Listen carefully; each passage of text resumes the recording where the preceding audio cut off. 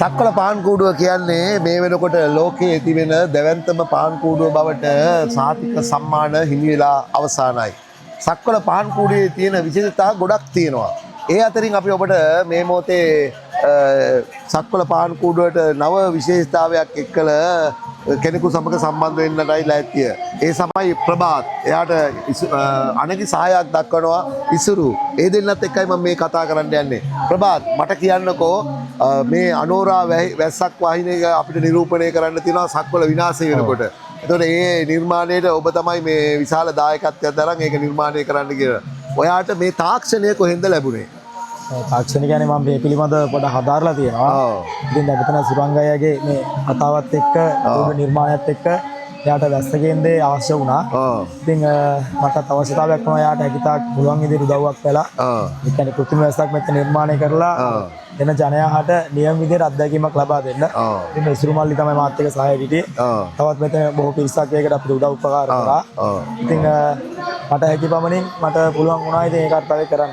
මම හිතන්නේ ඒක ඉතාල සාර්ථක වුණා කියලා මම විශ්වාස කරනවා. මොකද මේකට බැදිමතුන් දාඩිය පෙරාගෙන ඇවිල්ලා අර උඩින් දන්නේම නැතුව මහා වැස්සකුත් අහිනකොට ඒ අයගේ හිත හරි සතුටින් පිරී ගියා මේ කොහෙන්ද බලේ මේ වැස්සක් ආවේ කියලා. ඒක හරි අමුතුම නිර්මාණයක්. එතකොට ඔයාට දැන් මොනවද අපේ නිර්මාණ ශිල්පියා සුරංග ගැන ඔයාට මොනවද මේ අවස්ථාවේ කියන්න තියෙන්නේ? සුරංග ගැන කිව්වොත් ඉතින් ඇත්තරම මුණංගඩපුරේ මෙහිච්ච ඉතාම දක්ෂ පුද්ගලයෙක්. මොකද සාමාන්‍යයෙන් අද කාලේ නැති යන දෙයක් මේවා.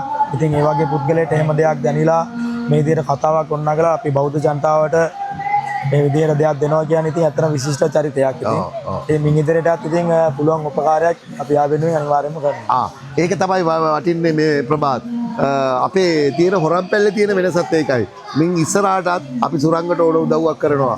ඒ ඔබලා වගේ තරුණයෝ ඉදීමම මං හිතන්නේ හොරන්පැල්ලේ මිනිස්සු ලද භාග්යක්. අපි ඊළඟ වසරේත් මං හිතන්නේ සුරංගට යෝජනා කරමු මේට වැඩිය යමක් කරන්න අපි උදව් කරනවා කියලා. ප්‍රභාත්ලා වගේ අය ඉන්නකම් ඉසුරුලා වගේ අය ඉන්නකම් ඉසුරු මට දැන් අර ලයිටින් තැන්නේදීත් හම්බුණා.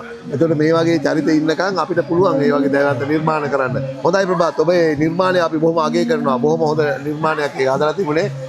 හේ හිතවතුනි අපිත් එක්ක සම්බන්ධ වුණේ මේ සක්වල පහන් කුණේ අනෝරා වැහි වයින් මේ සක්වල විනාශය වෙන අවස්ථාවේදී ඊටාම සියුම් ලස්සන වර්ෂාවක් වස්සනවා.